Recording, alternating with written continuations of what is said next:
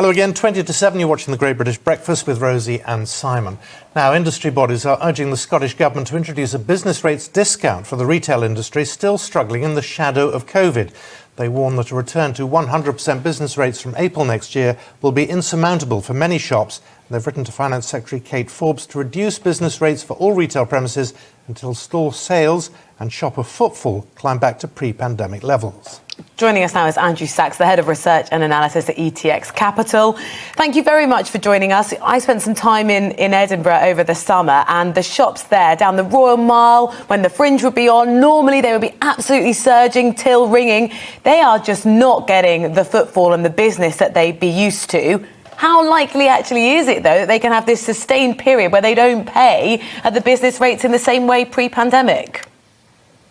Well, I think it's a remarkable idea, to be quite fair. I'm very surprised by it as well, because given the very high tax policy of a lot of the governments, especially in Scotland recently, it's quite surprising that they would consider a rate reduction for businesses. And I think it would be a very good idea.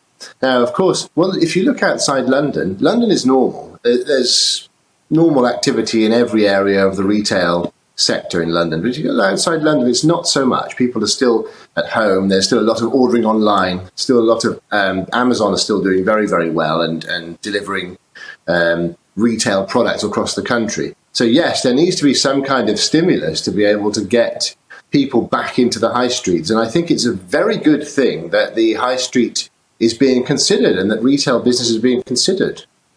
Andrew, I mean, to be fair to London, I mean, I live in the city of London where every fourth shop is boarded up and gone. Things Yes. have changed across the country.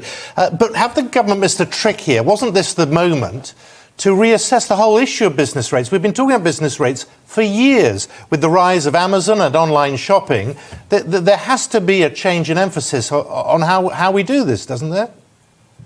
Yes, there does indeed, Simon. I agree with you. And certainly, let's revisit that. In London, yes, there are some shops. It depends where you live. In the city, yes, where I also work, there are a lot of empty premises, but the ones that are still going have got their customers back, and they got their customers back quite quickly. So, but on the other hand, in more rural areas and more remote areas, Amazon has really taken over, and it is getting more and more difficult to encourage people back into the high street. But on the other hand, from a retail shop owner's point of view, they are also encumbered with having to try to make the revenues back that they lost from having been forcibly closed, which is another reason to reduce the taxes. But yes, indeed, there has been a number of years' worth of wanting to try to address the business rates aspect of things. And I think it is, and there's another elephant in the room, isn't there? If the business rates stay as they are, and this doesn't go ahead, retail premises and retail businesses may be faced with also some interest rate rises. And interest rate rises tend to cause fixed costs such as mortgages and business loans and finance that finances supplies and things like that to go up, and it makes things very, very difficult for them. So I think there does need to be some kind of shake-up of the entire business rates, the way things are calculated and the way businesses pay their rates. To what extent is there an argument to say this would be propping up an industry that has fundamentally changed, that was already on the decline pre-pandemic, but's just been accelerated by lockdowns? Yes, there is definitely an argument for that. And that seems to be the official line, is that, oh, look, these were doomed anyway. But that's not really the point. And if you look at governments wanting to, what they were terming these things non-essential businesses. Well, who decides what's a non-essential business? In a free market economy where you rely on private enterprise and entrepreneurism, which the UK has been like that since the 1980s, then pretty much you could argue that every business is an essential business. It's all part of the economy. It's people's livelihoods. And it's not really so fair to say that it was on the decline, because there were still people going to shops. There was still a lot of retail business.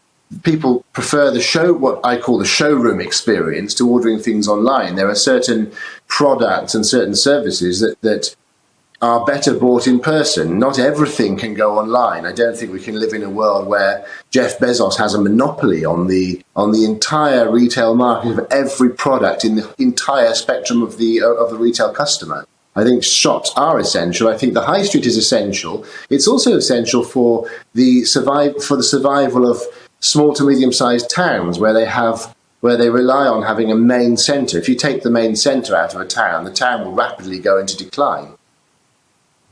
Andrew, it's great to talk to you this morning. Thank you very much for joining us. Andrew Sachs.